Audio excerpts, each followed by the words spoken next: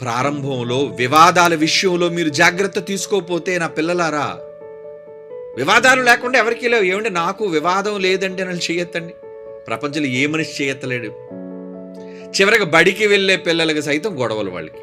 ఏమండి, 2వ క్లాసు వాడికి, 1వ తరగతి వాడికి, వాడి బడిలో వాడి స్నేహితులతోనో ఎవరితోనో వాడికి సమస్యలు, వివాదం, గొడవ.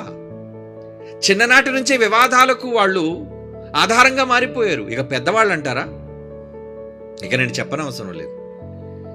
అంటే ప్రతి కుటుంబంలో, ప్రతి చోట వ్యక్తుల మధ్య తలెత్తే ఈ వివాదాల కోసం దేవుడు ముందుగా చెప్తున్నాడు, నాయన గొడవలు పెద్దది కాకమునిపే, వివాదాలు పెద్దవి కాకమునిపే, ఏమంటున్నాడండి, వివాదము అధికము కాకమునిపే దానిని విడిచిపెట్టేయండి నాన్న. గొడవల జోలికి వెళ్ళకండి, సమాధానంగా ఉండండి, ఊరికినే ఆవేశపడకండి, లేదంటే మీ బ్రతుకులను కల్లోలంగా మార్చేస్తుంది దేవుడు చెబుతున్నాడు.